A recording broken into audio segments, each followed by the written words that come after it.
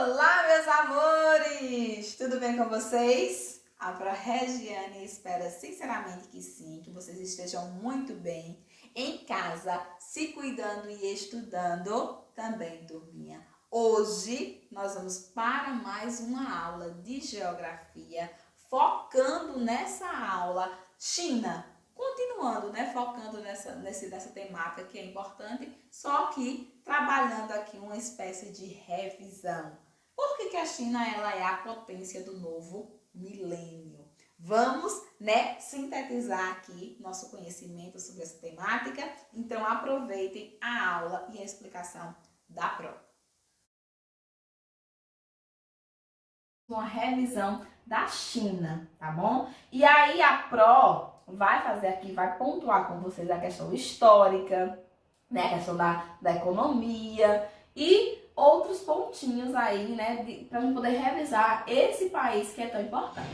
Mas antes da Pro começar a fazer a explicação, né, da Pro pontuar aqui algumas coisas que eu trouxe, vocês vão assistir um videozinho, tá bom? Um pequeno vídeo que vai mostrar aí uma revisão dos pontos, né? Tanto aí dos pontos ligados à questão geográfica, como também da questão de aspectos gerais da China. E aí a Pro volta daqui a pouquinho pra gente poder continuar, tá bom? Então assistam aí o vídeo.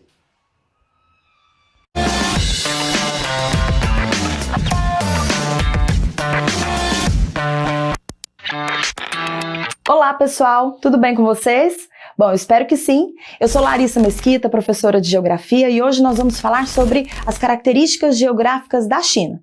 Antes da gente começar, eu quero te fazer um convite.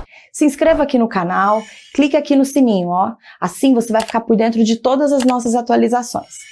Vamos lá? Então, pessoal, vamos para a nossa aula sobre características geográficas da China. Para a gente começar, dá uma olhadinha no mapa aí que vai aparecer para vocês. Então, aqui você vê a localização geográfica da China. Ela está posicionada no extremo oriente do continente asiático. É o terceiro maior país do mundo. Ela só perde para a Rússia e para o Canadá. Faz fronteira com 14 países asiáticos. É o maior número de fronteiras políticas com outros países no mundo. Mais de 22 mil quilômetros de fronteiras terrestres. A capital é a cidade de Pequim, hoje com 22 milhões de habitantes, mas não é a cidade mais habitada. A mais habitada é Xangai, tem 26,5 milhões de habitantes. Bom, um país tão grande como a China precisa necessariamente de uma divisão interna, né? Assim como o Brasil, por exemplo, é dividido em estados, no caso da China a gente tem uma divisão um pouco diferente. São províncias. Portanto, existem 22 províncias dentro da China, chamada continental, e o governo chinês reconhece Taiwan, ou considera Taiwan, a ilha de Taiwan, como a 23ª província. Mas aí vale lembrar, eu vou até deixar o link aqui para vocês, que Taiwan se considera autônomo, né? Então, aquela briga política ali entre o governo da China e Taiwan. Mas oficialmente, para o governo chinês, o território é constituído por 23 províncias. Além dessas 23 províncias, também existem duas regiões especiais na China, as chamadas HAI, Região Administrativa Especial. São, na verdade, duas cidades, Hong Kong e Macau. Elas se apresentam nesse modelo especial porque elas têm bastante autonomia política e econômica em relação ao governo central, ao governo chinês. Vamos pontuar os aspectos naturais mais marcantes do território chinês. No que diz respeito ao relevo, é muito interessante observarmos que o país tem assim uma divisão clássica neste sentido. A porção oeste da China é uma porção onde as terras são mais altas, então é mais comum a presença, além das montanhas, também dos planaltos elevados. Na porção leste do país, então os terrenos são mais baixos, né, porque são apresentados ali os planaltos baixos e também as planícies. Esse relevo é um indicador, é um elemento natural muito importante no que diz respeito à distribuição populacional, né, uma vez que a população fica mais concentrada nos terrenos baixos, ou seja, na porção leste do país. Como qualquer país de grandes dimensões territoriais, os aspectos climáticos da China chamam a atenção pela diversidade. Então, são vários tipos climáticos existentes no país. Basicamente, os climas temperados são os que predominam. E aí esses climas serão diferentes nas regiões chinesas em função dos fatores altitude. Claro, regiões mais altas são sempre regiões mais frias. A maritimidade e a continentalidade, ou seja, regiões próximas ao litoral são normalmente mais úmidas e as regiões continentais mais secas. Também a latitude interfere, né, uma vez que no norte da China as temperaturas tendem a ser mais baixas, porque são regiões mais distantes da linha do Equador. E as vegetações seguem o mesmo padrão de diversidade climática. As vegetações mais comuns na China são as florestas temperadas, elas são as vegetações predominantes. Mas também é muito comum, né, encontrarmos vegetação desértica, porque os desertos chineses são bastante extensos. Também a vegetação de floresta de coníferas em alguns pontos do país e as estepes. A hidrografia do país também se destaca, né, pela presença principalmente de dois rios bastante conhecidos, o Rio Amarelo e o Rio Yangtze, que também é chamado de Rio Azul pelos chineses, né? Os dois passam por toda a porção leste, na região mais baixa do território, também onde o país é mais habitado. Bom, não dá pra gente falar aqui dos aspectos naturais da China sem considerarmos a questão ambiental. Afinal de contas, esse é um dos aspectos de maior vulnerabilidade do governo chinês hoje diante da comunidade internacional, né? É claro que esse crescimento muito rápido que a China apresenta, a partir dos anos 70 até os dias de hoje, crescimento econômico, ele gera evidentemente um desgaste ambiental muito grande. Então a China lidera, por exemplo, a questão do lançamento de poluentes na atmosfera. O país não tem políticas ambientais estabelecidas. Já imaginou? Quer dizer, é um país onde a legislação ambiental é ausente. Então, por um longo tempo, basicamente o governo chinês não se preocupou com as questões ambientais. Mas hoje é diferente. Por incrível que pareça, mesmo não tendo uma legislação ambiental definida, mesmo não sendo um país rigoroso, né, pelo menos reconhecidamente internacional como tal, a China hoje é um dos países que mais aplica recursos financeiros e tecnológicos em prol da questão ambiental. É o país que já investe o maior número de recursos para a produção de energias que sejam renováveis, que sejam limpas. O programa de energia solar chinês, né? Quem nunca ouviu falar dele? É hoje um país que investe o maior volume de recursos na limpeza de água, na despoluição de água doce. Então vem mostrando para o mundo que pode, né, aliar ao crescimento econômico rápido, ousado, também o lado ambiental precisa ser cuidado, porque afinal de contas o desenvolvimento sustentável é uma necessidade de todo o mundo. E aí, gostaram do vídeo? Vídeo muito legal, né? E aí, essa professora é top, ela faz uma revisão aí bem sintetizada, né, dos aspectos físicos e gerais aí da China. Agora, nós vamos focar, para continuar esse processo de revisão desse país tão importante, nos aspectos históricos. Fazendo uma recapitulação aí bem rapidinha do processo histórico aí chinês, a gente entende que antes aí, né, no século, que a gente pode entender no século XIX, né, no século XX aí também, né, no início do século XX, a China era formada por grandes imperadores, né? Então, era uma China aí imperial. Só que esses imperadores não cumpriam muito bem seu papel, até porque deixavam a população chinesa à mercê, né, dos mandos e dos desmandos aí de algumas nações da Europa, principalmente a Inglaterra.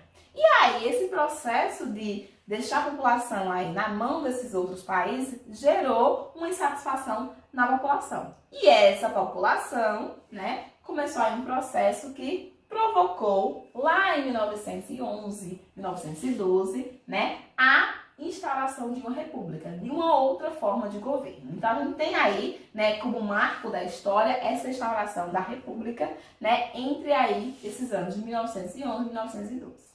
Depois, né, a gente vai ter um outro fator importante historicamente aqui, que vai ser a fundação do Partido Comunista Chinês. Entendendo o seguinte, que aqui, nessa instalação da República, os Kuomintãs, né, é quem lideravam, né, que dominavam aí essa China republicana. Depois, com a fundação desse Partido Comunista, né, aqui em 1919, a gente vai ter aqui um grande líder surgindo, né? Mao Tse-tung, ele vai surgir, vai despontar aí como uma liderança aqui dentro dos aspectos aí, né? Pra gente poder entender na China.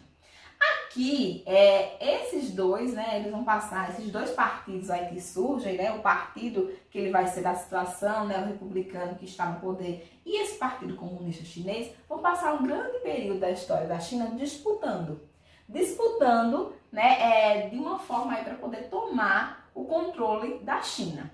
Então, a gente vai ter aqui, né, como é que eu posso dizer? Uma diminuição desse grande período aí, né, de disputa, né? Eles vão passar esse grande período aqui brigando entre eles, mas aí eles vão deixar de lado essa disposição e essa disputa, né? Quando a gente vai ter aí essa invasão da China pelos japoneses, né? Então a China vai ser invadida, principalmente na província, né, da Manchúria, e aí eles vão se unir para poder, né, expulsar essa população que invadiu aí, os japoneses. E aí, turminha, vai ser o período da história que eles vão passar aí, ó, juntinhos. Depois, né, eles voltam nas divergências, a divergência, né, que a gente vai chamar esse período que é de divergência dos dois, da guerra civil aí na China.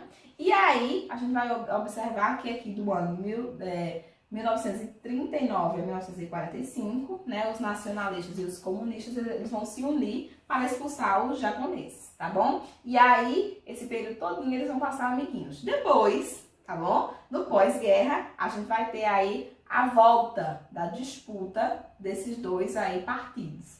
O que acontece? Depois, né, desse pós-guerra, o partido, né, aí que a gente vai chamar o partido aí comunista chinês, ele sobe, né, ele vem aí para a liderança, liderado também por Mao Tse-tung.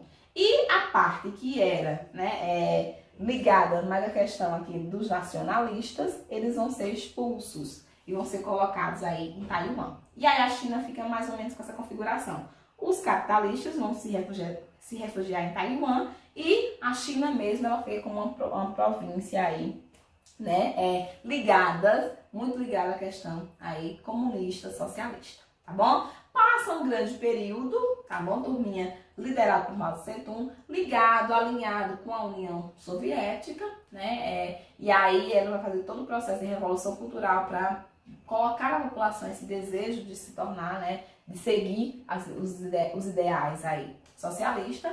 E com a morte de Mao Tse-tung aqui, no ano de 1976, a gente vai ter aqui, né, vai surgir aqui uma nova forma de governo, que vai ser a de Deng. A China vai continuar se dizendo um país, né, vai continuar se dizendo um país socialista, só que agora ele vai ter um socialista com a cara, vai ser um socialismo com a cara da China, tá bom? Por quê? Porque ele vai implantar as grandes 4 zonas de modernização, conhecida como ZES, tá bom? Que são zonas econômicas especiais. Essas zonas econômicas especiais vão ser lugares específicos da China que vão ser abertos para o capital estrangeiro. Entendam o seguinte, que não é economia, que ela é uma economia socialista, ela tem uma economia planificada. A economia planificada, nono ano, é uma economia que quem controla é o Estado, tá bom? A partir do momento que Deng assume, ele cria, né? Ele tem a ideia de criar essas zonas econômicas especiais, que são zonas onde vai ser aberta, onde o Estado não vai ter mais o poder. Esses espaços vão ser abertos ao capital estrangeiro. E aí ela vai entrar numa economia mista. Por quê? Porque o Estado vai controlar a economia na maior parte do país, mas a gente vai ter aqueles espaços que são abertos ao capital estrangeiro. Essa forma de economia vai ser a economia que a gente conhece aí como essa economia de mercado. Ou o país com 2 sistemas, né? Então vai dar à China essa característica. A China, que vai ter a parte socialista, né? Que vai ter a forma de governo socialista, mas que na sua economia ela vai ser uma economia de mercado. Ser a economia de mercado é uma característica do capitalismo, tá bom? E aí a gente vai ter aí, né, essa grande característica da China. Isso daqui, minha gente, a partir do ano de 1978, ou seja, né, não tem muito tempo aí. E vai ser a partir desse momento que a China vai aí, né, ter um aumento aí gigantesco. Vai representar aquela força e aquele esplendor chinês aí, né, de um grande avanço, né, aí em termos de economia. E aí ela se torna a segunda maior economia do mundo, né? A partir dos anos 2000 aqui, mais ou menos 2009, ela se torna a segunda maior economia do mundo, com, né, condições específicas de se tornar a primeira, aí se continuar nesse ritmo de crescimento. Então vocês percebem que ela vai sair da 25ª posição em economia mundial, né? E a partir da década de 70, já entrando em 80, ou seja, não é muito tempo, ela vai aí ter esse boom econômico aí, essa rapidez, essa eficiência, a partir desse modelo de socialismo de mercado, ou seja, desse socialismo aí com cara de capitalismo. Tá ok? E aí, gente, você entender que isso aí é um sistema que ele é exclusivo chinês. Qual é o outro país do mundo que tem essa forma de governo, tem essa forma de economia? Nenhum outro, tá bom? E aí a China chega, né, alcança, né, cada vez mais os índices de desenvolvimento aí econômico, tá bom? E aí a gente vai perceber o seguinte, que ela entra, né, aqui no ano de 2001, na questão da Organização Mundial do Comércio, e a partir desse momento ela também vai liderar, né, e vai fazer vários acordos, né, em termos de economia mundial. Então, a China, ela tem muito essa característica de exportação, né, exportação de produtos, né, mais simples, mais, como a gente pode dizer, mais baratos. E aí, ela vai conseguir esse boom aí econômico por ter uma mão de obra também abundante, né, uma mão de obra grande, que serve aí para esse trabalho. Então, vocês precisam entender que a economia é um ponto muito marcante para a gente falar em China. Além também, né, lógico, evidentemente, do seu processo histórico e do seu processo populacional. Até porque a gente está falando basicamente da maior população mundial, a China, né? Então a gente tem aqui 1,4 bilhão de pessoas. É muita coisa. Se a gente for dividir a população em 5 partezinhas, né, a gente teria aqui, né, uma grande porcentagem aí representando a população chinesa. É uma civilização que ela é muito antiga, né? É uma civilização, a gente chama de civilização milenar, e por ser milenar, influencia inclusive outras, né, outras culturas aí, outras populações.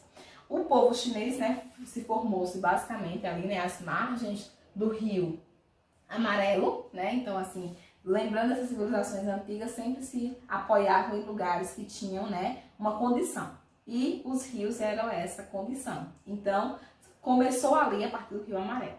E a gente vai observar que ela tem, né, vários troncos aí étnicos, mas que a maior parte da sua população ela vem de origem, né, da etnia Han, né? Então essa etnia ela vai ser a predominante.